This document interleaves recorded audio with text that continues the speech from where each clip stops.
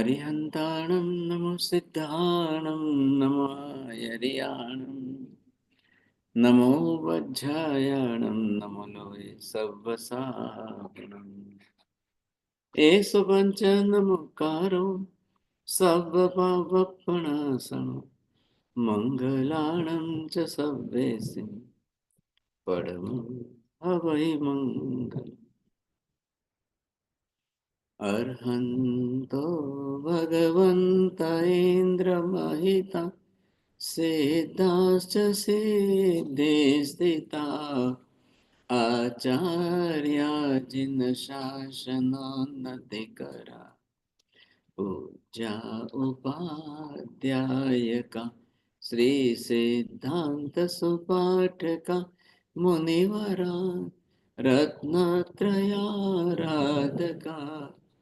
पञ्चैते परमेष्ठिनो प्रतिदिनं कुर्वन्तु वो मङ्गलं कुर्वन्तु वो मङ्गलम् सर्वारिष्टप्रणाशाय सर्वाभीष्टार्थदायिनि सर्वलब्धिनिधानाय श्रीगौतमस्वामिने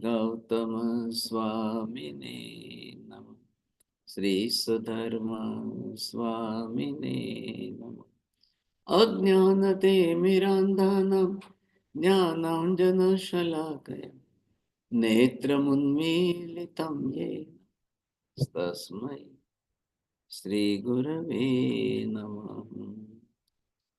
धर्मलापाक्षर्यम् आज today the 17th of the May आज शनिवार के दिन हमारी तीसरी क्लास इस समय चल रही है। तीसरी क्लास के अंदर आगम वाचना जैना की तरफ से चलाई जा रही। इस आगम वाचना की क्लास में भगवती सूत्र आगम शास्त्र का ये जो पंचम अध्याय शतक है और पांचवें शतक का चतुर्थ उद्देश्य है। आज हम प्रयत्न करेंगे, इसको पूरा करने की कोशिश करेंगे। लास्ट क्लास के अंदर हमने सीखा था और प्रश्न ये था कि भगवान को पूछा गया था, प्रभु देव गति के अंदर देवी देवता what type of the language they are using that. तो वहां उत्तर ये था भगवान का कि भाई ये सभी देवी देवता देव गति के अंदर प्राकृत भाषा बोलते हैं। हमारी प्राकृत हम जैसा समझ रहे हैं और उनकी भी प्राकृत लैंग्वेज ओरिजिनल जो है, यहाँ कोई राजस्थानी भाषा में बोलते हैं, वो भी उनकी नेचुरल लैंग्वेज है। गुजराती भाषा it is also the root cause of the Prakrit है, मतलब प्राकृत में से डिराइव्ड हुई है, समझे कि नहीं। अब काल जैसे बदलता जाता है तो बदलते काल के अंदर भाषा भी अपनी तरह से परिमार्जित होती जाती है, अपभ्रंश भी होते जाते हैं, कई शब्द उनके रूपांतर बदल भी जाते हैं। इस तरह से प्राकृत भाषा की बात हुई। आज यहाँ पर प्रश्न का विषय आगे बढ़ते हुए ये प्रश्न पूछा गया कि केवली और छद्मस्त द्वारा अंत कर अंतिम शरीरी चरम कर्म चरम नेजरा को कैसे जानना, देखना, समझना आदि कैसे होता है।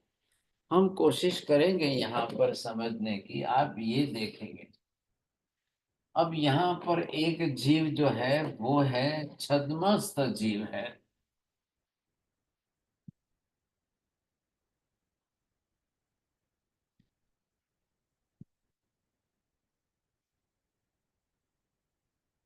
बोलो पमी बहन जी, छद्मस्त किसको कहते हैं?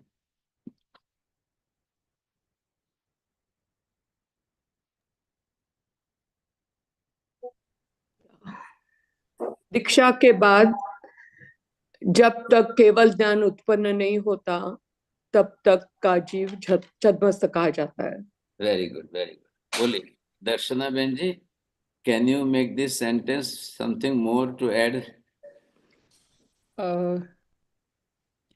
छद्मस्त is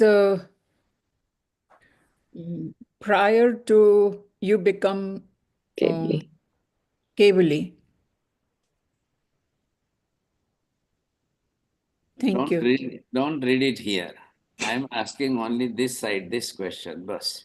Okay. Chadmast, prior to when you are in process of becoming Kevali. चलो बोलो निखिल भाई. हाँ, जिस जीव ने अपने चारों घाती कर्म का क्षय नहीं किया है वो छद्मस्त जीव हाँ, है। बस. हाँ, अब ये जो है चारों घाती कर्म का क्षय नहीं किया है. अब ये जीव अगर आप देखते हो अपने अंदर, तो ये छद्मस्त बंद करके ये इसकी आत्मा है, और इसकी आत्मा में इसने अभी तक जो इनके ये चारों घाती कर्म है, अब वो अभी तक इनके अंदर सत्ता में पड़े हुए हैं, कर्म कर्म के रूप में है. ये भी कर्म अभी सत्ता में है, ये भी कर्म सत्ता में है, और ये भी कर्म इसी तरह से ये भी प्रमाण में सत्ता में पड़ा हुआ है. अब कर्म है यहाँ पर,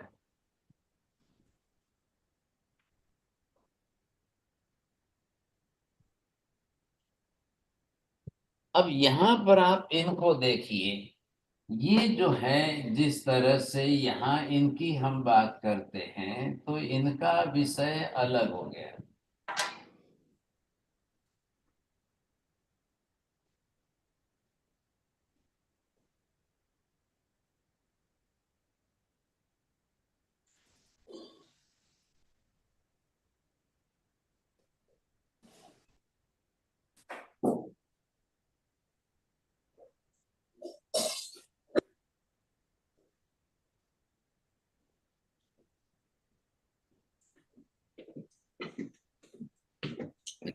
देखिए, बोलो विजय भाई, शू ख्याल आयो? साहब जी, केवली और छद्मस्त जीव का आपने डिफरेंस बताया कि वो चरम कर्म और चरम कर्म निर्जरा में डिफरेंस आएगा, क्योंकि छद्मस्त जीव के चारों घाती कर्म है और इस केवली के चारों घाती कर्म क्षय हो गए हैं और खाली अघाती कर्म रह गए हैं। और कुछ ऐड करके बोल सकते हो आप? बोलो आशा बहन जी. हाँ, कि जो चतुर्थ है उसके दानावरण कर्म है, दक्षिणावरण कर्म है, चारित्र मूल्य और वियत अनंतानुबंधी कसय वाला भी कर्म लगा हुआ है।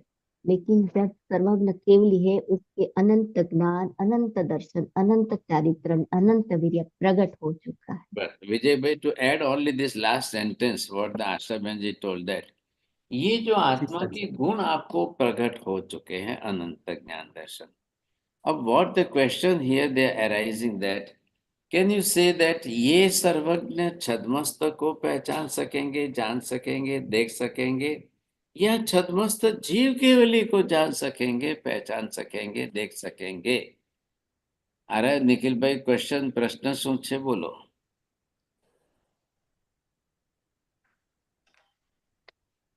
प्रश्न ये है कि वो जो छद्मस्त जीव है वो केवली की तरह अनंत ज्ञान, अनंत दर्शन हुआ है कि नहीं, अनंत चारित्र और अनंत वीर्य प्रकट हुआ है कि नहीं.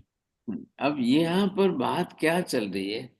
छद्मस्त has no capacities, no ability कि वो चल करके केवल ज्ञानी को जान सके, पहचान सके, समझ सके, पॉसिबल नहीं है.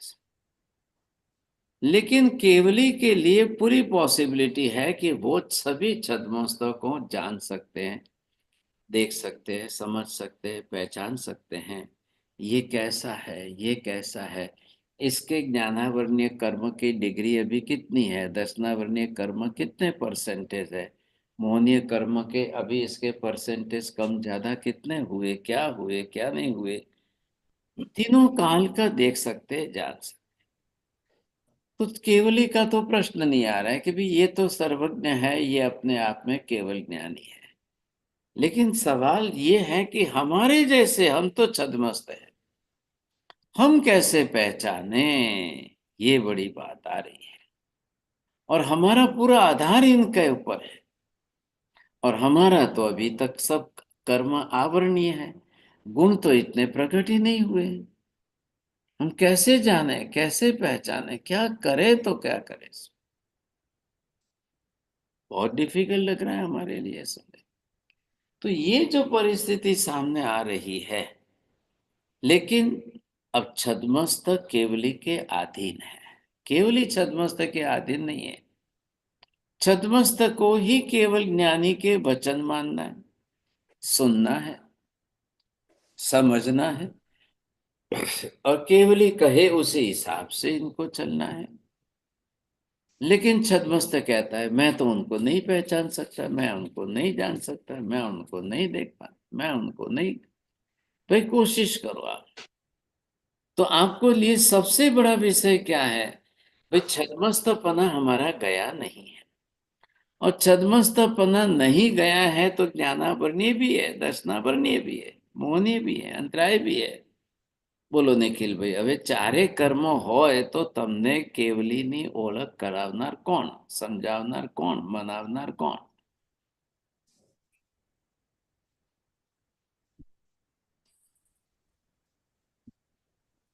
बहुत डिफिकल्ट हो जाएगा, सोचिए समझे कि नहीं। इसलिए हमको क्या करना है?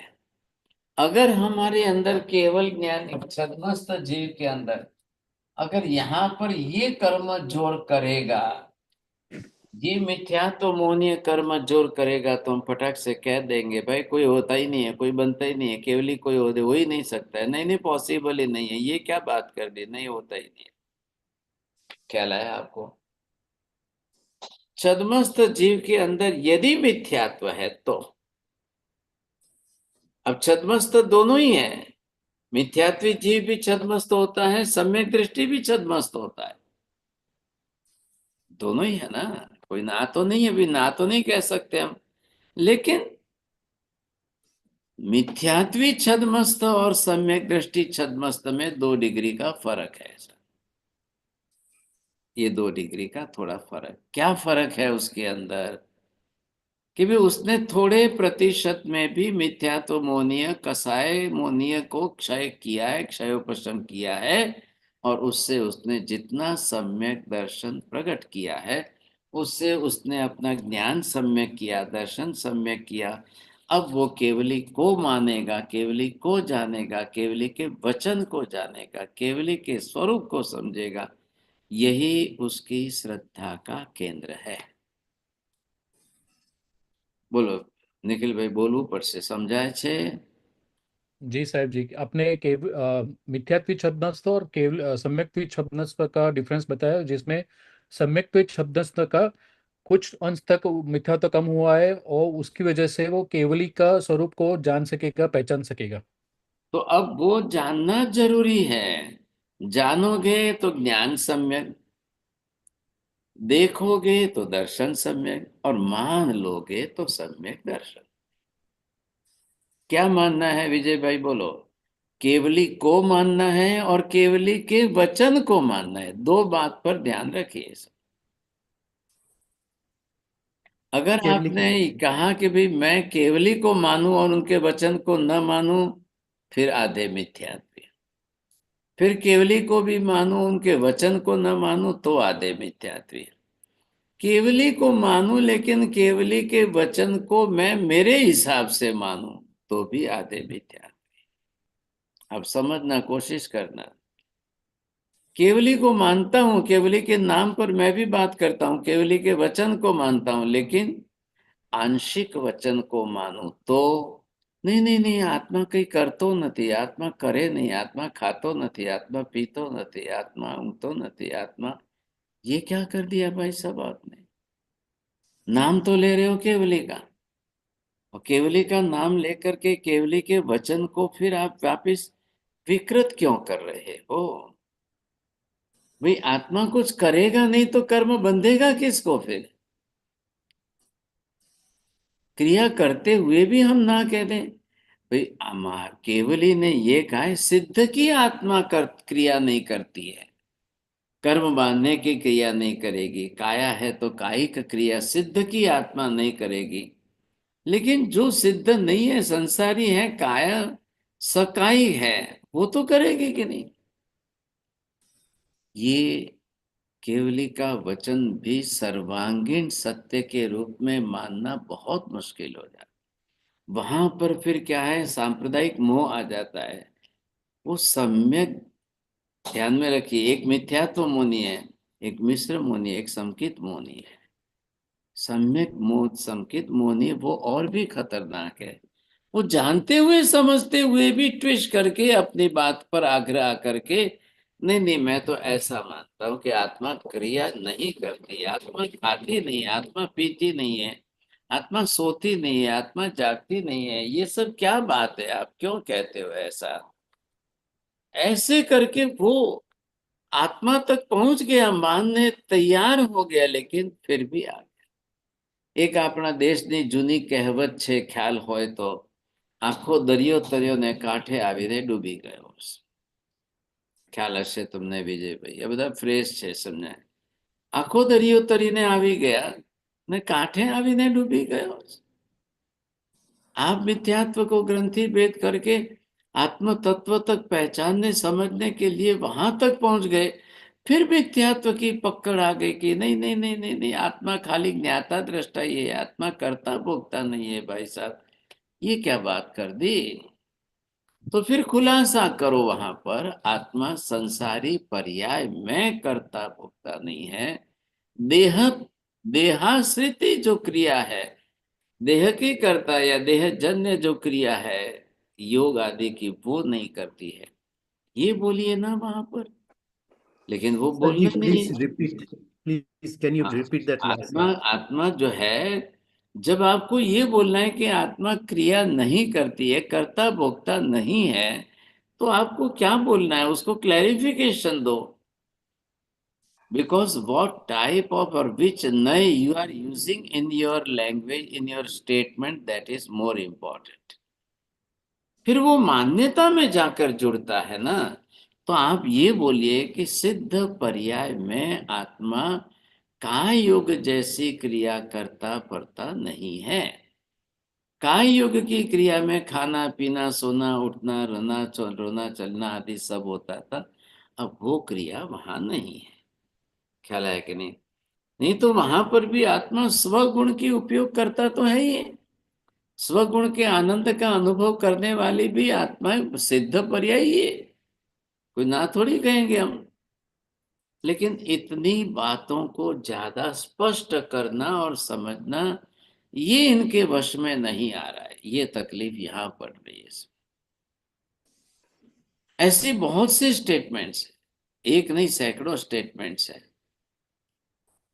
कि जहां पर आप किस तरह से आकर के अंतिम सत्य को भी बिगाड़ रहे हो। ख्याल है कि नहीं? ये तकलीफ नहीं करनी। दूधમાં સાકર નાખો, ચોક્કસ दूध ગળ્યું થાય, પણ 1 લિટરમાં 10 લિટર સાકર નાખી દો તો એ दूध પણ ઝેર થઈ જશે, પી नहीं શકાય। ये भी साथ में समझिए। आज ऐसे मतांतर वाले बहुत हो गए, बहुत। महावीर के सिद्धांत को જેને ગુજરાતીમાં કહીએ ચાલની જેવું કાણા વાળું કરી નાખ્યું છે, ये परिस्थिति हो गई। तो यहाँ पर जो है छद्मस्त, अब जब केवली को जाने, इधर देखिए, अब छद्मस्त देवलोक के देवी देवता सब छद्मस्त है। वैमानिक देव गति के सभी देवता हो या कोई भी गति के देवी देवता सब छद्मस्त ही है। अब वो केवली को पहचानेंगे कि नहीं पहचानेंगे? वो केवली को जानेंगे, मानेंगे कि नहीं मानेंगे? आत्मा तो आरोपी है, वो केवली की आत्मा को वो भी नहीं देख पाएंगे। वैमानिक देवगति के देवी देवता के पास अवधि ज्ञान अवधि दर्शन है तो ठीक है। केवली के स्वरूप को देखने के लिए आपका केवल ज्ञान केवल दर्शन काम में नहीं आ रहा है। अवधि ज्ञान अवधि दर्शन वहां काम नहीं आ रहा है। तो ये एक मर्यादा आ गई। अब आप देख लो कि वैमानिक देवता कोई भी हो, कहाँ के भी हो, सबकी बात आ रही है, सबको ध्यान में ले लो। तो यहाँ पर ये जो बात आ गई, अब थोड़े से शब्द है, चरम कर्म चरम निजरा की। अब ये शब्द कैसे बैठाना हमको, ये देखना है। अब चरम शब्द का अर्थ क्या है? हाँ, बोलो। सर जी, आपने और एक केस महाविद्यालय में अनेक केवली है, तो एक केवली दूसरे केवली को जान सकते हैं? बिल्कुल, ठीक वो है। तो प्रश्न ही नहीं है। महाविद्यालय में अनेक क्यों बोले काका? आपने बताया था कि अनेक केवली है, अनेक बताया था। या मेरे मेरे अंडरस्टैंडिंग में भूल हो गई। 2 करोड़ केवली पांचों महाविद्यालय में मिलकर के हैं। सिमंदर स्वामी के 10 लाख केवली, युगमंदर स्वामी के 10 लाख केवली, बाहु स्वामी के 10 लाख, सुबाहु स्वामी के 10 लाख, 20 तीर्थंकरों के 10-10 लाख हुए तो 2 करोड़ हो गए। तो केवली तो सभी एक सरीके ही होते हैं। सकर्मी अवस्था में मति श्रुत ज्ञान वालों की डिग्री कम ज्यादा होती है, केवल ज्ञान में किसी की डिग्री कम ज्यादा नहीं होती है। इसलिए उनके ज्ञान दर्शन को अनंत, ये जो अनंत शब्द जुड़ा है ये उनके लिए, सभी के लिए एक सरीका।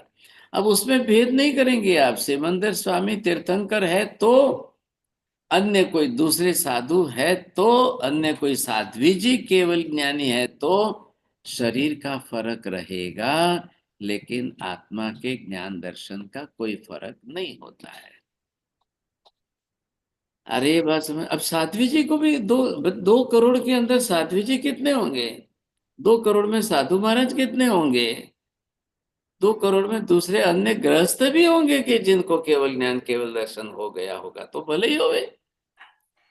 देह पर्याय में मत जाइए, क्योंकि केवल ज्ञान केवल दर्शन आत्मा को होता है, और आत्मा को हो जाने के बाद देह पर्याय में there will be no change at all. मैं क्या समझा रहा हूं? अब ये छद्मस्त है, अब ये सामने देह पर्याय वाले को देखें। एक एक कमरे के अंदर ये दोनों बैठे हैं, दोनों बैठे हैं।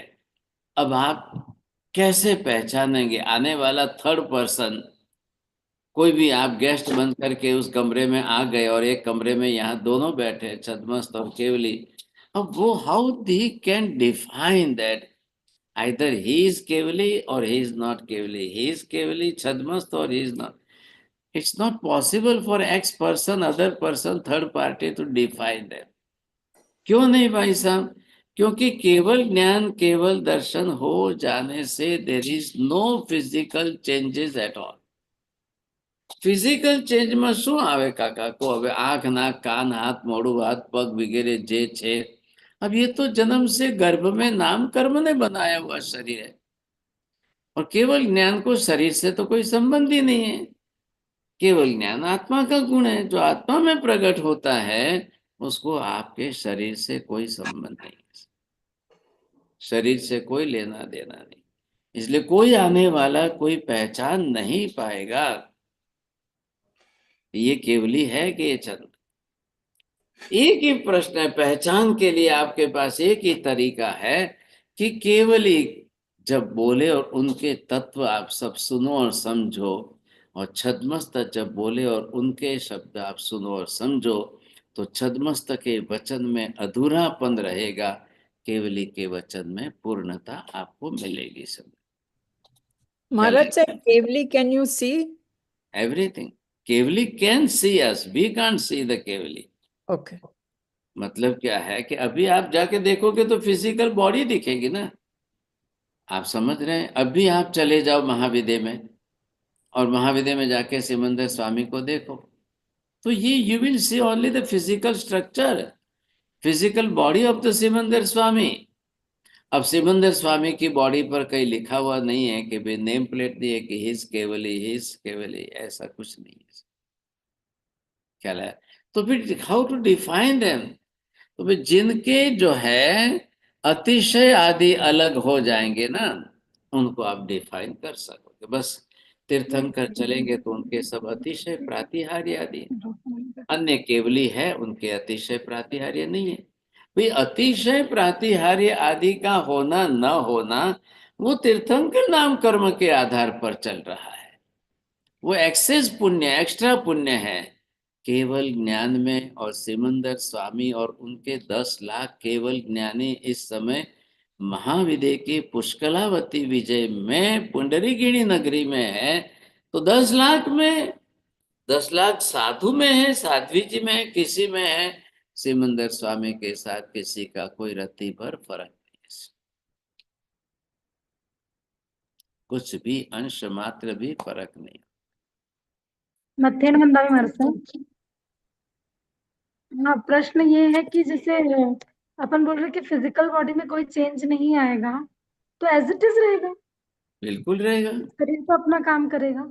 हाँ, क्यों भी, क्या तकलीफ हो गई आपको? नहीं, परमात्मा के फिजिकल बॉडी में कोई चेंज नहीं आएगा। अरे भाई क्यों आएगा, मुझे ये तो समझाओ ना। शरीर बनाता है नाम कर्म। आप तो खोलेंगे नहीं ना कभी, इधर देखिए, ये इधर है नाम कर्म। अब ये नाम कर्म जो है ये शरीर बनाता है। अब नाम कर्म इनका भी एज इट इज है, छद्मस्तक का भी एज इट इज है, इनका भी एज इट इज है। पहले इधर देखिए, 4 घाती कर्म का ही तो क्षय हुआ है ना। ये एक, ये दूसरा, ये तीसरा, ये चौथा, ये 4 घाती कर्म। 4 अघाती कर्म तो इनके भी एज इट इज है। वो तो क्षय हुए ही नहीं है अभी तक, वो तो एज इट इज है। तो स्ट्रक्चरल रचना तो नाम कर्म की है। नाम कर्म ने बनाया है शरीर, तो माता के गर्भ में बनाया है। तो जैसा नाम कर्म का शरीर बन चुका है, बना हुआ है, वो जन्म से लेकर मृत्यु तक शरीर एज इट इज रहेगा, कोई चेंज नहीं रहेगा।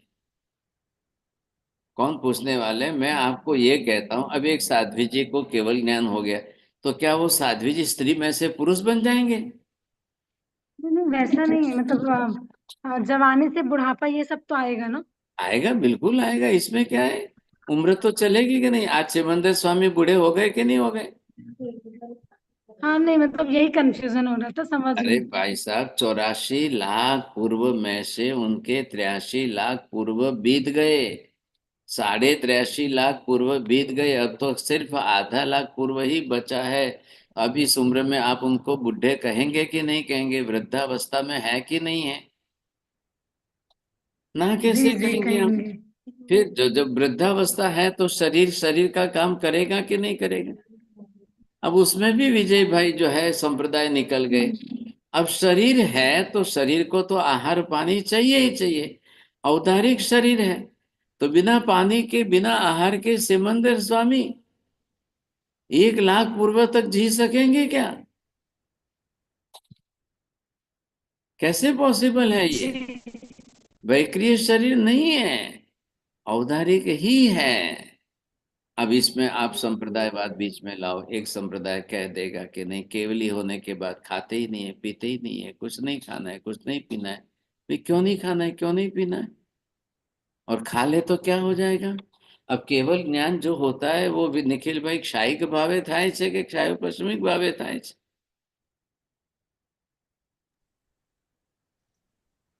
हमेशा जिस किसी, शायद भाव से।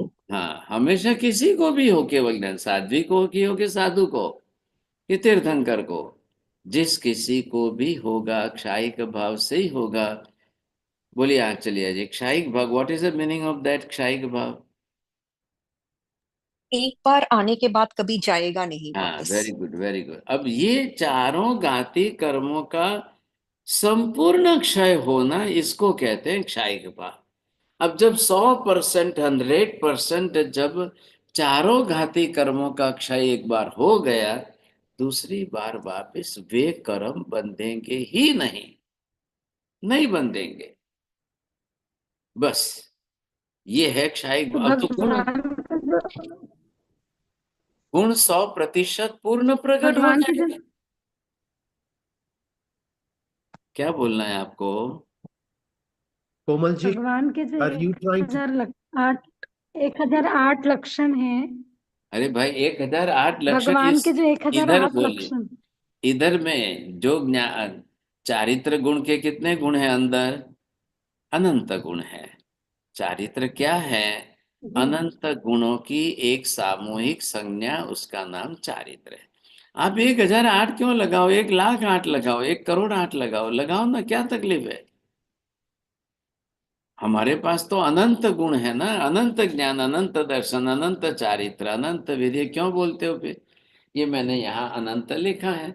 अब आप बोलिए, भले ही बोलिए, जितने लगाने हो लगाओ आंकड़ा,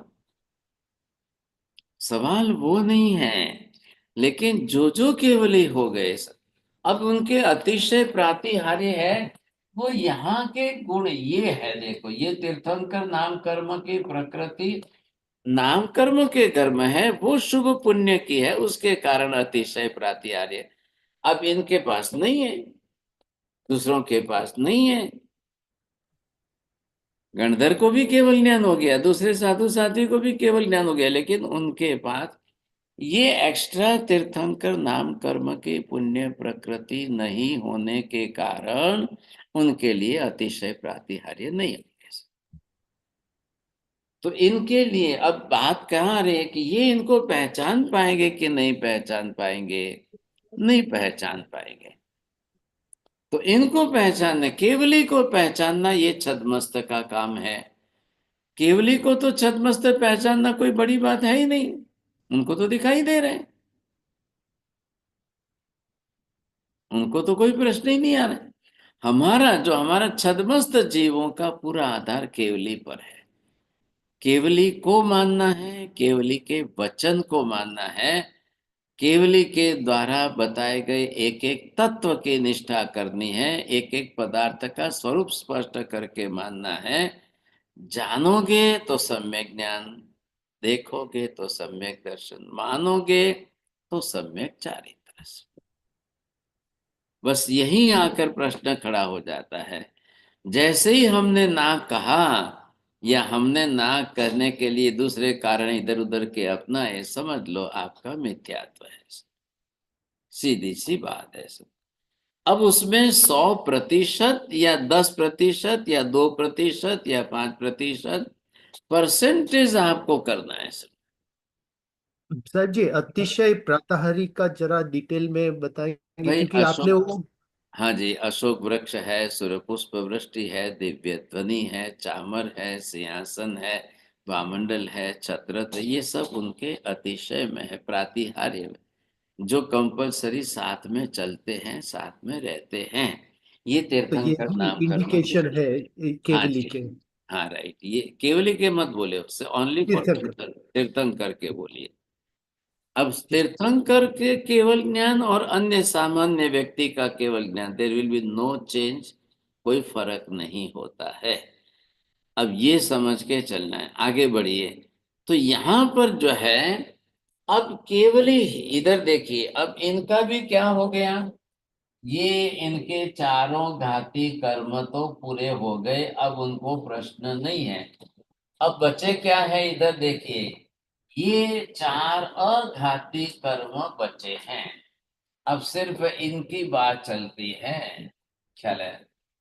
अब इनके लिए ये प्रश्न आ रहा है कि केवल ज्ञानी तीर्थंकर भगवंत का भी ये काल इनका यहाँ आ रहा है। यहाँ मान लो कि ये केवली बने और ये यहाँ पर इनका आयुष्य समाप्त होते होते यहाँ आ रहा है, और यहाँ इनकी मृत्यु होनी है। क्यों होनी है? ये है आयुष्य कर्म, और ये आयुष्य इनका चलते चलते यहाँ आकर पूरा होने वाला है। भाई, महावीर स्वामी का आयुष्य पूरा हुआ कि नहीं हुआ? पार्श्वनाथ का हुआ कि नहीं हुआ? कल सिमंदर स्वामी का भी एक दिन पूरा होगा कि नहीं होगा? निश्चित होगा। तो यहाँ पर इन्होंने क्या शब्द प्रयोग किए हैं, वो 2 शब्द ध्यान में लो आप। चरम कर्म, ये शब्द है चरम कर्म। चरम निजरा,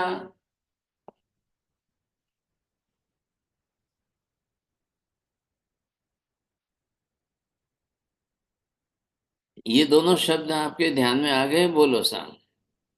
अब इसको क्या कहेंगे, बोलो निखिल भाई। आ चरम एटले शू?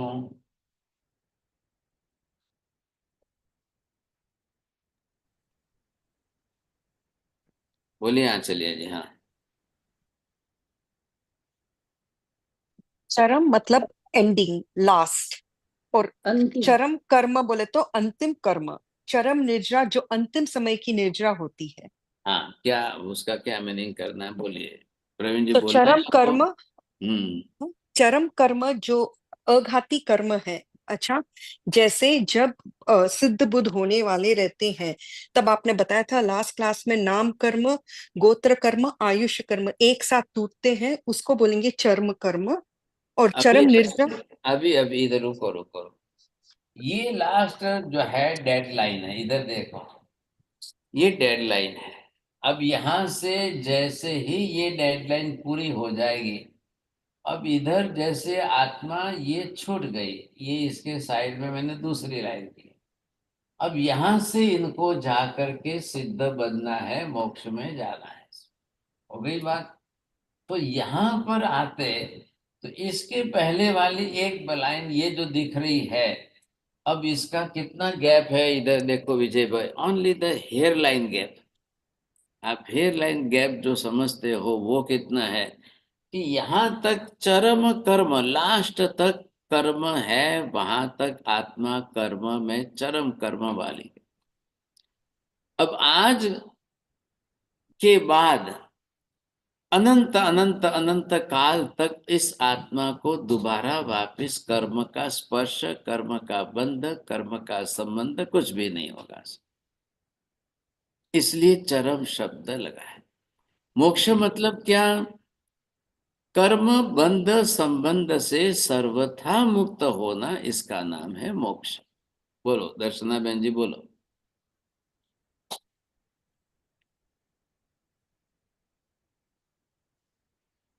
Maharaj Sahib, I didn't understand. I was चलो just going to ask you, चलो Charam, चलो what चलो does चलो। it mean? चरम in the sense the last, बरोबर। अब लास्ट में कर्म, बोलो पमी बहन जी, बोलो क्या बोलेंगे, एक ही सेंटेंस। हाँ, जब आत्मा पूर्णपणे कर्म से मुक्त होके सिद्ध क्षेत्र में जाती है, उसको क्या बोलते अब देखिए यहाँ पर हैं? वो मोक्ष, उसको अनंत मोक्ष। अनंत अनंत अनंत अनंत भूतकाल से आत्मा के साथ कर्म का बंध संबंध रहा है, इसलिए आत्मा संसारी है। अब भविष्य के अनंत अनंत अनंत काल तक आत्मा का कर्म के साथ बंध संबंध कुछ भी नहीं रहेगा, इसलिए आत्मा सिद्ध बुद्ध मुक्त कहलाएगी। अब वो जो दो के बीच में एक जो हेयर लाइन गैप मैंने आपको बताया, वो हमको यहाँ डिसाइड करना है कि कब तक रहेगा। तो ये जो लास्ट बाउंड्री है, यहाँ तक आते ये नाम कर्म, गोत्र कर्म, वेदनीय कर्म, और ये लास्ट में आयुष्य कर्म। तो बाउंड्री, लास्ट बाउंड्री किसकी है? सिर्फ आयुष्य की नहीं है, चारों की। लेकिन आयुष्य के कारण डेडलाइन खींची गई, बनाई गई, और वहां तक ये नाम गोत्र वेदनीय की भी बंध स्थिति समाप्त हो जानी चाहिए।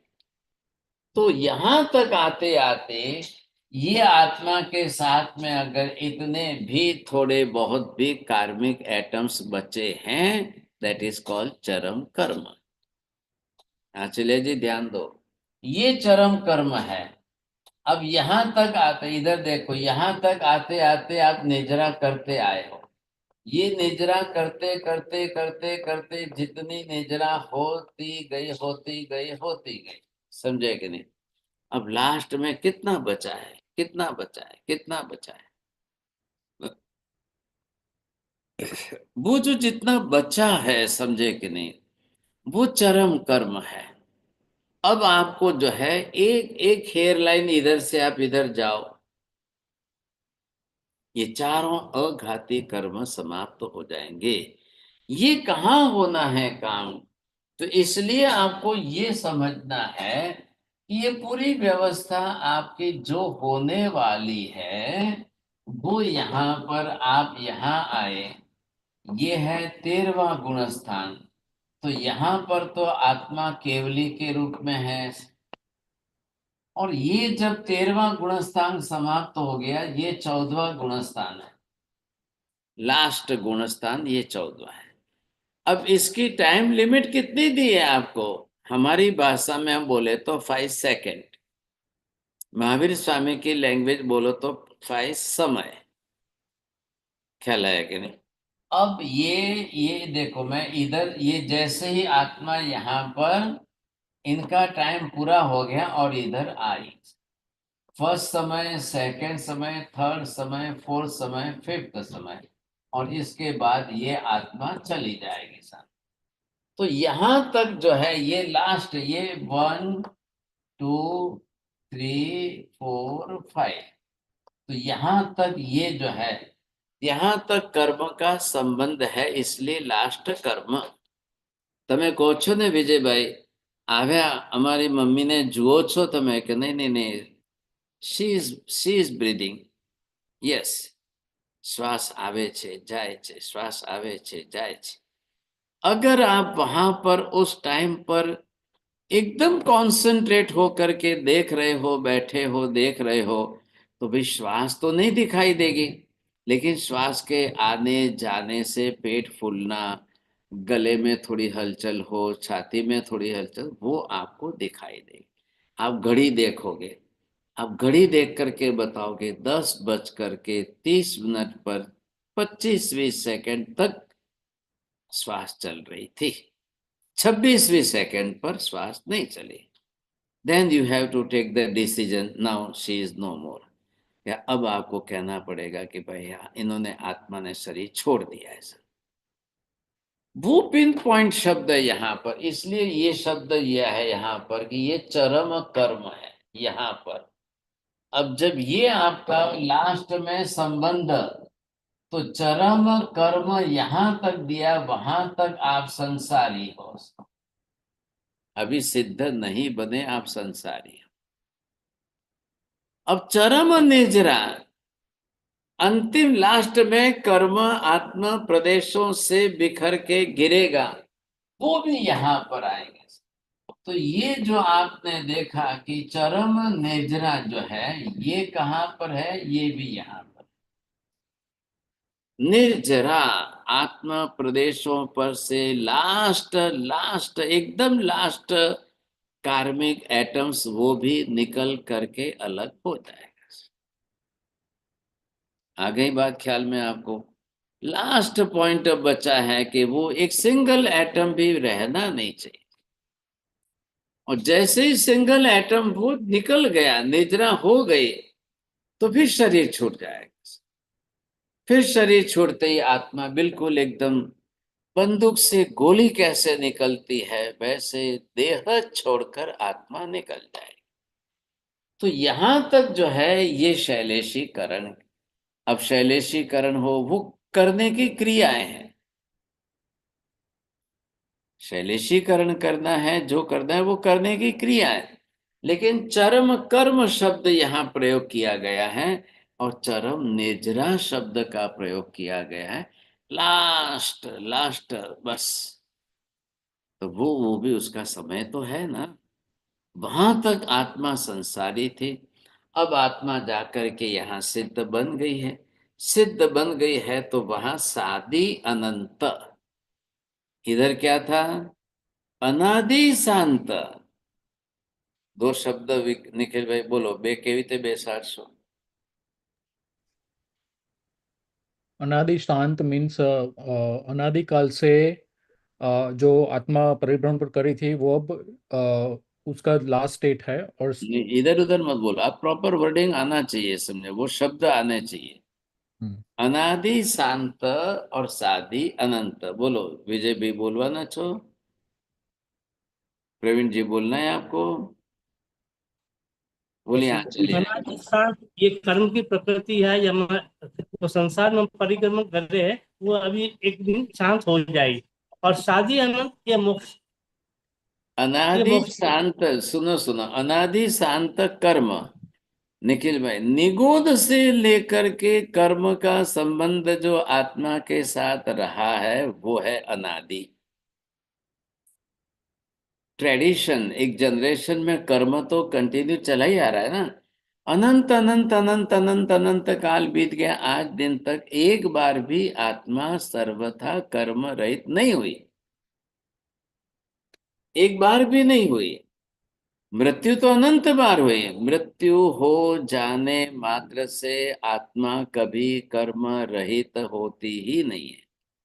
एक आयुष्य कर्म क्षय हुआ, बाकी के सातों कर्म एज इट इज है, चल रहे हैं, वो साथ में ही है, तो ना कैसे कहेंगे हम। आज यहाँ पर फर्स्ट टाइम, पहली बार आत्मा अब सर्वथा कर्म रहित होगी, तब वहां जाएगी। तो that is the starting of the मोक्ष, कि भाई हाँ, मोक्ष इधर होता है कि उधर होता है। आशा बहन जी बोलो, इधर होता है कि इधर होता है? इधर इधर। इधर जब वो निर्माण होता है तब पृथ्वी पर ही होता है, सो कैसो मनुष्य लोक में, मनुष्य माजी, लोक में होता है। आप दो दो बार, तीन तीन बार मत बोलना। हाँ बोलो माजी, शू कैसो?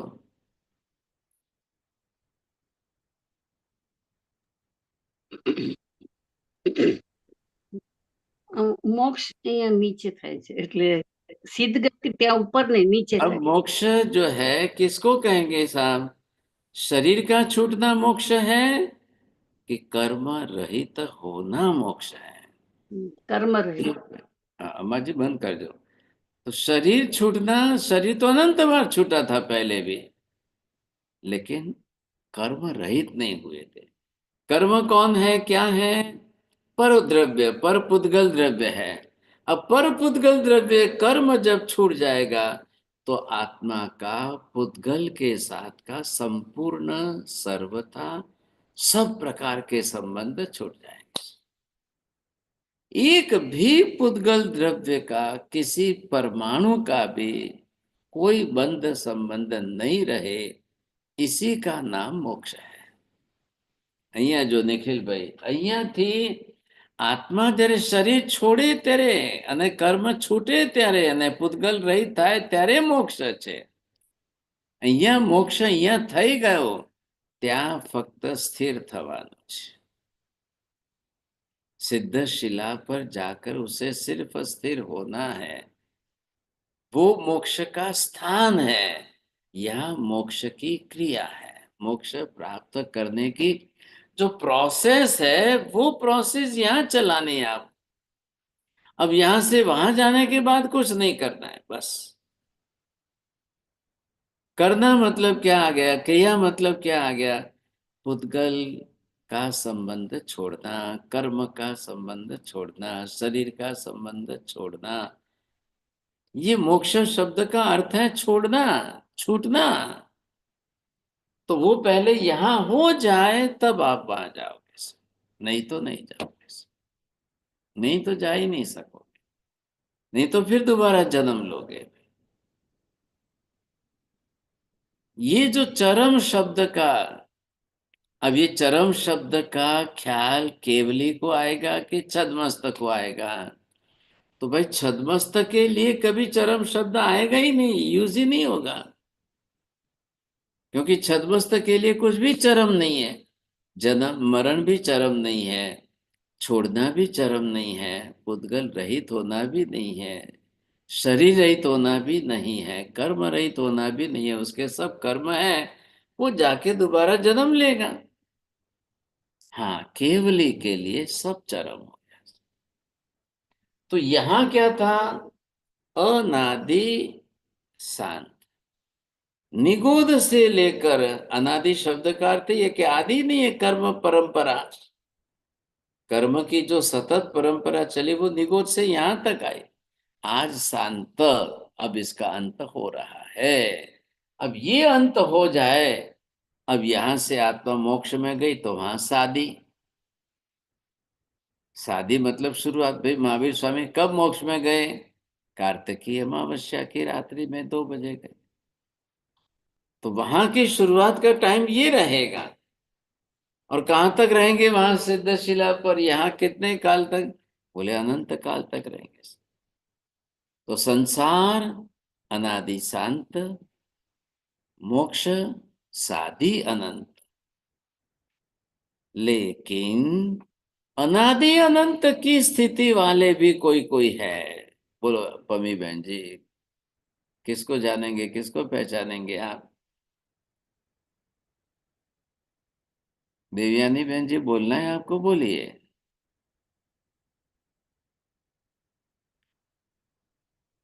चलो प्रवीण जी बोलो।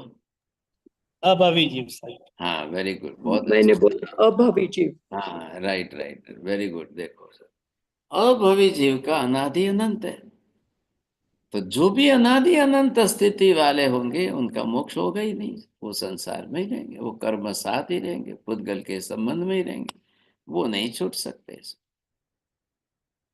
तो ये जो प्रक्रिया प्रोसेस आई, चरम शरीर फैलाया कि नहीं, अब लास्ट है। बोलो હવે વિજય ભાઈ, કેવલી કોણ કયા કેવલી સંથારો કરે, કોને કરવાનું છે?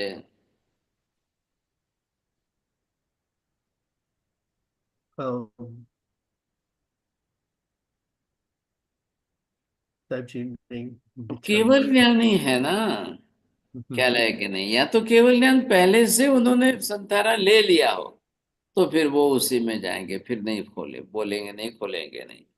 नहीं लिया होगा तो उनको संतारा लेने की जरूरत नहीं पड़ेगी। अनशन कर ले, वो अपने स्थिर हो जाए। महावीर स्वामी के सभी गणधर ऐसे ही गए ना, राज्यगृह पर जाके 1 महीने का अनशन लेकर के हो गए स्थिर। अब वो तो पहले केवल ज्ञान पा चुके, वो गए।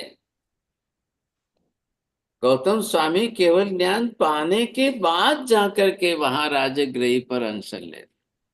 दूसरे 9 गणधर जो है वो वहां जाकर बाद में संतारा ले या अनशन ले, और उसके बाद में केवल ज्ञान प्राप्त करते हैं और लास्ट में मोक्ष में चले जाते।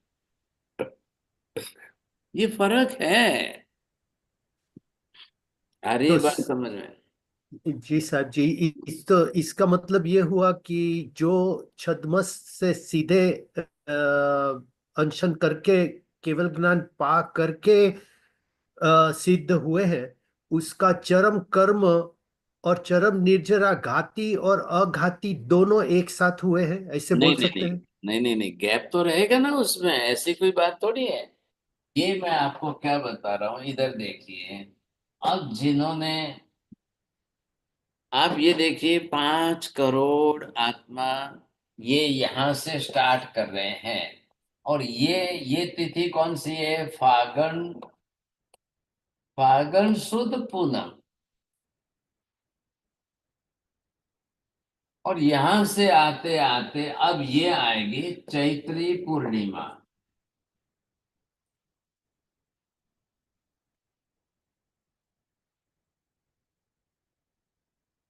अब इसमें देखिए, ये 31 दिन हो गए, दोनों के बीच का काल जो है ये 30 दिन का है। अब यहां आकर के जिन्होंने संथारा करना है, अनशन करना है, मासक क्षमन करना है, कर लिया। अब पानम्बो सिरामी करके काउसक में खड़े रह गए, पुंडरीक स्वामी आदि 5 करोड़। अब 1 दिन बीता, 2 दिन बीते, 3 दिन बीता, 5 दिन बीते, 10 दिन बीते, ये इधर आते 15वां दिन आया। अब यहां तक भी मान लो कि ये यहां तक भी छद्मस्त है। अब किसी को 15वें 16वें दिन केवल ज्ञान हो गया, किसी को 17वें दिन केवल ज्ञान हुआ, किसी को 20वें दिन केवल ज्ञान हुआ, किसी को 22वें दिन केवल ज्ञान हुआ। लेकिन वो अनशन तो पहले से ही करके बैठे, तो वो पचखान थोड़ी तोड़ना है उनको। ख्याल आया आपको? अब जी साहब यहाँ जी। आते आते कोई 22वें दिन, 23वें दिन, 25वें, केवल ज्ञान हो गया, लेकिन अपन बोसिरामी का पचकान करके स्थिर हो गए, तो अब क्यों मिलेंगे? नहीं लेंगे। जी साहब, 30वें दिन जिसको केवल ज्ञान हुआ और आयुष्य का बंध टूट गया, तो हाँ वो चरम कर्म जो है वो हाँ घाती हाँ। और अघाती दोनों होंगे। लेकिन अब पहले ही हो गया ना, यहाँ पर 4 कर्म ये अगर गए, पहले ज्ञान नहीं होता है ये तो 4 कर्म, पहले। हाँ, अब लास्ट में यहाँ आ गए। अब ये यहाँ आ गए, और यहाँ पर किसी को केवल ज्ञान हो रहा है, या सुबह में चैत्री पूर्णिमा के दिन सुबह 10 बजे केवल ज्ञान हो रहा है, और रात को 8 बजे 9 बजे निर्वाण हो रहा है। तो सुबह में 10 बजे उनके 4 घाती कर्मों का क्षय हुआ, रात के 8 बजे 4 अघाती कर्मों का क्षय हुआ, तब चरम कर्म चरम निर्जन। जी साहब जी, लेकिन ऐसा केस नहीं हो सकता जहां पे गैप 0 हो जाए और चरम कर्म जो है वो अघाती और घाती दोनों एक ही टाइम में मिलते हैं? તમે एक्सपर्ट છો, તમે लॉजिकल अप्रोच चलाओ છો रैशनल माइंड से, लेकिन अभी तक शास्त्र में कोई ऐसा एग्जाम्पल आया नहीं है। आपको मिल जाए तो पूछ के बता देना, लेकिन ना तो नहीं कह सकते ना, ये भी बात सही है। पॉसिबिलिटीज आर देयर, ना नहीं कह सकते हम। चांसेस बन जाते हैं किसी को कि भाई आयुष्य की लास्ट समाप्ति के टाइम ही चारों घाती कर्मों का क्षय हो जाए केवल ज्ञान, और 1 मिनट 2 मिनट रह जाएंगे और नहीं हुआ तो फिर दूसरा जन्म जाएगा। महाराज साहब, मेरा 2 प्रश्न है। एक तो उन्होंने बोले थे विजय भाई, तो मरुदेवी माता का वो एग्जाम्पल इसमें बैठेगा क्या महाराज साहब? हाँ, अभी इधर देखना, 2 मिनट ध्यान से देखना। अब मरुदेवी माता के पास का इनका भी टाइमिंग, विजय भाई यही है जो ध्यान दी। अब ये मरुदेवी माता है और ये उनके पास का समय है। ये कितना है? 48 मिनट। अब यहां से जो है मरुदेवी माता यहां से चले हैं, स्टार्ट किया है चलना, आदेश्वर भगवान के वहां जा रहे हैं। आदेश्वर भगवान के वहां जाने के लिए अब इनके पास करीब समझ लो कि 4 घंटे लगने वाले। 4 घंटे का लंबा समय में अभी यहाँ तक ये इनका 2 घड़ी का 48 मिनट का ही टाइम है। और ये माता जी हाथी की अंबाड़ी पर बैठे हुए हैं, भरत जी बैठे हुए साथ में चल रहे हैं। इधर देखिए, अब ये चलते चलते चलते चलते चलते चलते चलते यहाँ पर आ गए। ये है 20वीं मिनट, और 20वीं मिनट में माता जी के भाव परिणाम जिस प्रकार के जैसे बने, और 4 घाती क्षय कर्म क्षय हो गए, केवल ज्ञान हो गया। केवल ज्ञान केवल दर्शन होने पर चारों घाती कर्म चल गए। अब करो सर, कहाँ गए आचार्य जी? जी महाराज साहब।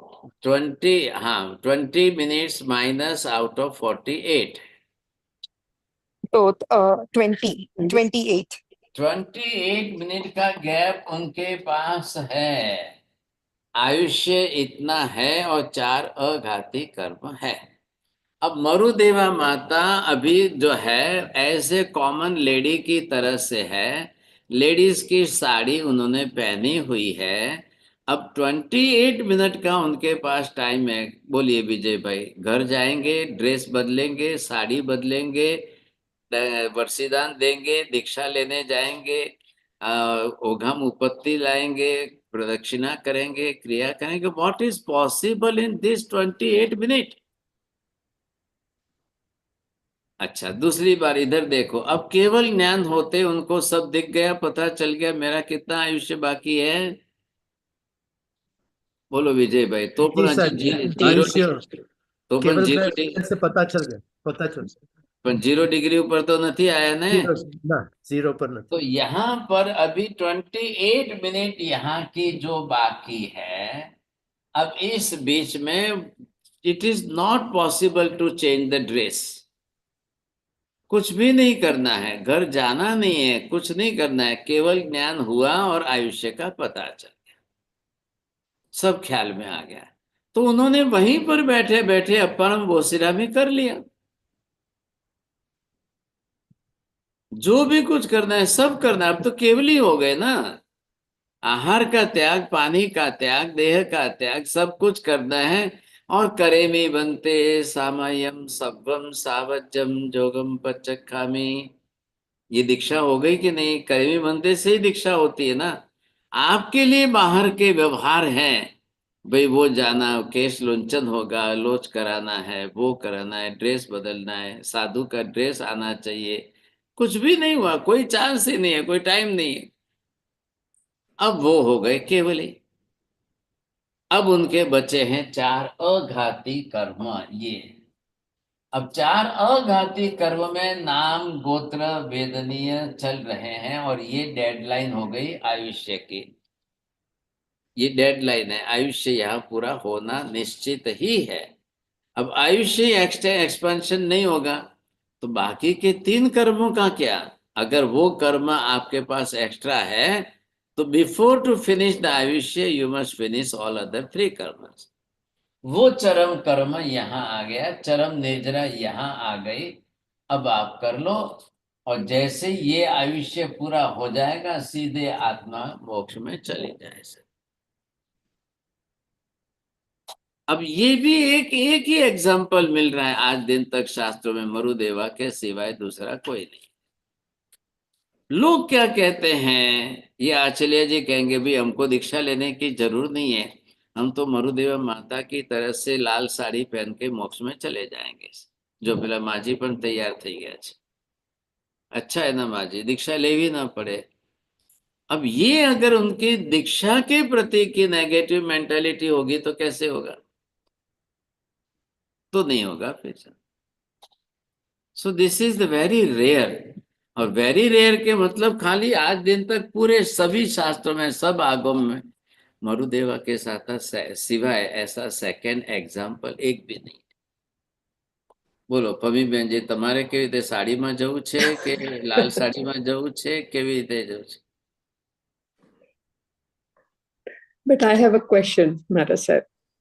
आपने लास्ट वीक में ऐसा बताया था कि बहुत सारे केवलियों ने तो समुद्घात करके गए, लेकिन Mahavir Swami decided not to do समुद्घात and instead he did 48 hours of Deshna. So how did he get rid of his aghati karma? पहली बात ये देखो, मैंने अभी आपको एक्सप्लेन क्या किया है। लास्ट डेडलाइन ये है। जी, अब ये डेडलाइन किसकी है? आयुष्य कर्म की। अब आयुष्य कर्म यहाँ तक फिनिश हो रहा है। अब ये इसके साथ में आया नाम कर्म, ये आया गोत्र कर्म, ये आया वेदनीय कर्म। ये 1, 2 और ये 3, ये तीनों है। आप समझ गए?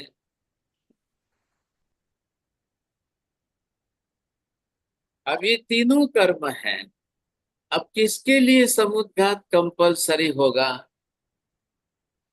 अगर नाम कर्म इतना एक्स्ट्रा है तो, अगर गोत्र कर्म इतना एक्स्ट्रा है तो, अगर वेदनीय कर्म इतना आपका एक्स्ट्रा है तो। इधर दिख रहा है आपको? अब ये आयुष्य कर्म की डेडलाइन विल नेवर चेंज। अब ये अगर आयुष्य पहले पूरा हो जाए और नाम कर्म 2 दिन का बाकी है, ये गोत्र कर्म 1.5 दिन का बाकी है, वेदनीय कर्म 10 घंटे का बाकी है, तो फिर मोक्ष नहीं होगा। फिर मोक्ष नहीं होगा। अब महावीर स्वामी ने क्या किया?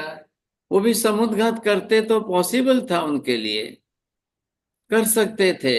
उन्होंने दूसरा रास्ता ले लिया। भी मुझे ये 2 दिन का एक्स्ट्रा नाम गोत्र जो है उसको मुझे इस डेडलाइन के अंडरलाइन में लाना पड़ेगा। तो उन्होंने 48 घंटे पहले ही देशना दी, नहीं तो समुद्घात को तो 8 मिनट का ही काम है। 8 सेकंड बोलते हैं, मैं आपको समझाने के लिए समय बोलता हूँ। तो उन्होंने ये किया कि मैं 48 घंटे तक देशना दे करके मेरा ये एक्सेस जो है मैं इसको यहाँ पहले पूरा कर दूं। ये पूरा कर दिया, ये पूरा कर दिया, अब उनको समुद्घात की जरूरत नहीं पड़ी। अब सबको समुद्घात करना कंपलसरी नहीं होता है। नहीं है। अब किसका जो है प्रमाण किसका कम ज्यादा है ये देखना है। ख्याल आया? प्रमाण किसका कम। अब जैसे अभी मैंने आपको बताया चैत्री पूनम के दिन 5 करोड़ में पुंडरीक स्वामी आदि सब कौसग में खड़े हैं। तो इधर ध्यान है, इधर कायोत्सर्ग है, इधर आहार पानी का त्याग है, नया कर्म बंद हो नहीं रहा है और नेजरा कांस्टेंट कंटिन्यू हो रही है, ये तो बेनिफिट है ही है। तो आयुष्य के लेवल में, अच्छा सब पहले केवल ज्ञानी बन चुके हैं, तो केवली बन चुके हैं, उन्होंने पहले अपना अपना टाइम सबने देख लिया कि भाई आयुष्य से मेरे कुछ डिग्री परसेंटेज ज्यादा है, मैं पहले ही क्षय कर लूं। तो वो करते ही गए, करते ही गए, करते गए। जिनका जिनका आयुष्य के लगा उनको कि मेरा थोड़ा सा इतना ज्यादा है, इतना ज्यादा है, थोड़ा ज्यादा है, थोड़ा ज्यादा है, वो क्षय करते गए। निर्जरा तो चालू है ना उनकी, तो वो क्यों करेंगे फिर? उनको वो प्रश्न ही नहीं आ रहा है। ये उनकी बड़ी विशेषता थी। तो उनकी निजरा होती गई, निजरा होती गई, निजरा होती गई, लास्ट में उनका लेवल बैठ गया। अब जिनको ये लगे कि अरे अरे मैंने पहले ध्यान नहीं दिया और मेरे पास टाइम कम है, अभी केवल ज्ञान भी अभी हुआ है, उनको लग रहा है कि भाई मेरा दूसरा कर्म तीसरा कर्म आयुष्य से ज्यादा है, तो फिर उनको करनी पड़ेगी, समुद्घात कर लेंगे। Not commonly compulsory, not compulsory for all. अब ये इसके ऊपर लेवल करने पर डिपेंड करता है। आ रही है बात ध्यान में आपको? जी जी, थैंक यू। शायद जी इसी के ऊपर ही क्वेश्चन है शायद जी, क्लियर नहीं था मुझे। अब आयुष क्रम तो फिक्स हो गया, 24 घंटे का बाकी, चलो समझो को 6 घंटे का भी बाकी है, हाँ लेकिन गोत्र क्रम अभी भी 3 दिन का बाकी है, तो इसके लिए समुद्घात करना पड़ेगा। राइट, अब सब हाँ, जो भी कर्म आपका एक्सेस है, परसेंटेज में ज्यादा है, तो आपको करना पड़ेगा। लेकिन अभी आपने इसके पहले समझा है महावीर स्वामी का ये कर्म, आयुष कर्म तो फिक्स था, लेकिन ये दूसरे कर्म ज्यादा थे, तो उन्होंने देशना दी थी। ये समझ में नहीं आया सर मुझे। देशना दिए मतलब वो समुद्घात के काम है, समुद्घात के रिप्लेस में उनको जो लगा वो कर लिया। नहीं तो 2 मिनट का काम था, समुद्घात कर लेते थे, लेकिन उन्होंने समझा कि भाई 48 घंटे पहले मेरे इतने ज्यादा अमाउंट में है, तो मैं 2 दिन 48 मिनट तक देशना भी दे दूं, परोपकार भी हो जाएगा, हजारों लोगों को भी उपयोग में आ जाएगा, एक सबको ज्ञान भी मिल जाएगा, मेरी तो निजरा वैसे ही हो रही है। तो वो जो 2 मिनट के समुद्घात में क्या है कि एट ए टाइम में आपको करना है। आपने इतना बड़ा बलून लिया, इतना बड़ा बलून लेकर के एक पिन पॉइंट लगा करके सुई टच कर दो, कितनी सेकंड में फूटेगा? Immediate spot. बलून का फूटना, गैस बाहर निकला और वॉइस आवाज होना से तो एक साथ में हो गया कि नहीं तीनों? बिल्कुल। वैसा काम है यहाँ पर। तो इनको करना है, ख्याल है कि नहीं? जनरली कोई देशना नहीं देते हैं। 23 तीर्थंकर भगवान में से किसी ने देशना नहीं दी लास्ट में। समेत शिखर जी पर जाकर के 1-1 महीने का मासक श्रमण किया है 20 तीर्थंकर भगवंतों ने। तो महावीर स्वामी ने सोचा भाई मैं आइदर और है, मैं समुद्घात करूं तो अमावस्या की रात को 2 बजे मुझे आयुष्य छोड़ना है, तो मैं 2 मिनट कम, 5 मिनट कम मैं अगर मैं समुद्घात करूं तो भी हो सकता था, उनके पास तो चांस था। लेकिन बेटर कि मैं उसको 2 दिन तक देशना दे के कर लूं, तो ये आयुष्कम उन्होंने तो बढ़ाएंगे, आयुष्कम तो बढ़ेगा नहीं नहीं, सर? आयुष्य तो कहाँ बढ़ाया उन्हें, आयुष्य तो नहीं वही बढ़ा फिक्स है। है। ये लेकिन जो दूसरे ये कार्तिकी अमावस्या को रात को 2 बजे, उसमें 1 सेकंड नहीं बढ़ी, वो तो नहीं बढ़ रही है। ये सब जो जितना चेंजेस उनको करना था वो कर लिया। तो देशना देने से साहब जी कौन से कर्म इनके कम हो गए साहब जी? जो बचे थे नाम कर्म और गोत्र कर्म वही बचे थे। महावीर स्वामी छठ में है, 2 उपवास चल ही रहे, चौवियारा छठ है, चौवियारा निर्जल छठ है, और देशना निरंतर है, तो निर्जरा निरंतर हो रही है। जो 2 मिनट के समुद्घात में हो सकती थी, वो उन्होंने स्लोली स्लोली करके 2 दिन के 48 घंटे में की सर। अच्छा समझ गया। हाँ, सर जी मेरा समझ इस में आ गया, या सर जी क्लियर हो इसमें क्लियर हो गया। आपने और एक चीज बताई थी कि अगर थोड़ा सा भी नाम कर्म रह गया या तो वापस एक जन्म लेना पड़ता है। कि ऐसे समुद्घात एक न कर्म करे तो, अगर न करे तो तो फिर क्या? जी हाँ, साहब जी, तो इसमें समुद्घात के प्रोसेस का चांस तो है ना आपके पास। जी और वो साहब जी, कौन लेकिन करेगा भाई? जिनको केवल ज्ञान हुआ वो तो कंपलसरी करेंगे। जिनको केवल, हमारे जैसे जो है, हमको केवल ज्ञान भी नहीं हुआ है और आयुष्य के बाद में हमारे तो सभी कर्म एक्सेस है, सातों कर्म है एक्स्ट्रा, तो हमको जी तो साहब दूसरा जन्म लेना ही पड़ेगा। हम समुद्घात करें तो भी क्या क्या होने वाला है? जब केवल ज्ञान हुआ ही नहीं है, आप मोक्ष में जा ही नहीं रहे हो, तो आपको तो वैसे भी मोक्ष में नहीं जाना है, तो आपको तो दूसरा जन्म लेना ही लेना है। सातों कर्म है। अच्छा, सातों कर्म है। अच्छा, हाँ ये महाराज एक साहब, कर्म के लिए समुद्रघात नहीं, में आत्मा आघाती के 14 लिए। राजलोक में फैलती है क्या? हाँ हाँ, सही बात है, वो प्रोसेस है उसकी। हाँ, साहब जी, ऐसा कोई केस हो सकता है कि ये कोई आघाती में से एक कर्म रह जाए और आयुष्य और भी बड़ा हो, ये सब तीनों खत्म हो जाए और आयुष्य रह जाए, ऐसा हो सकता है? તમે છે ને એક્સ્ટ્રા ખાલી લોજિકલ એપ્રોચ વાળા છો. તમને એમ લાગે કે બધા જે છે ઓપ્શન આપણે ક્વેશ્ચન માર્ક બનાવી દેવા, સમજાય કે નહીં?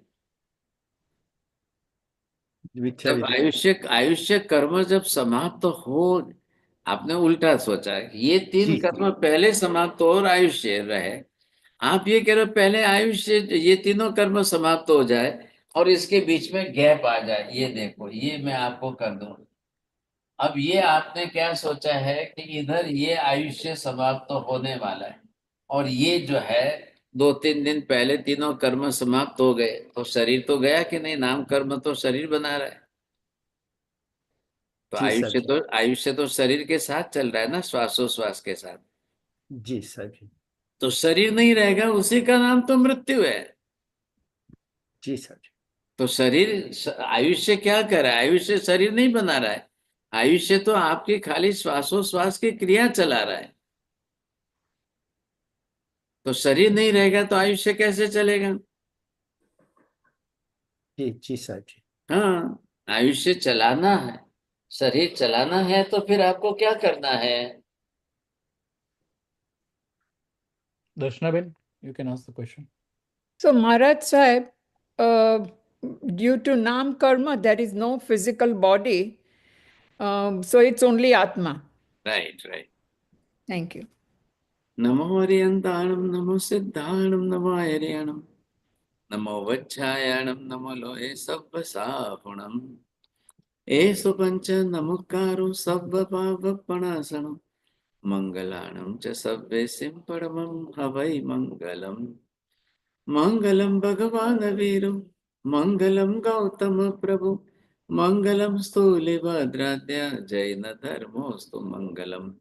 चत्तारि मंगलम अरिहंता मंगलम, सिद्धा मंगलम साहु मंगलम, केवले पन्नतो धम्मो मंगलम। चत्तारि लोकोत्तम, अरिहंता लोकोत्तम, सिद्धा लोकोत्तम, साहु लोकोत्तम, केवले पन्नतो धम्मो लोकोत्तम। चत्तारि शरणं प्रव्रजामि, अरिहन्ते शरणं प्रव्रजामि, सिद्धे शरणं प्रव्रजामि, साहु शरणं प्रव्रजामि, केवले पन्नतं धम्मं शरणं प्रव्रजामि।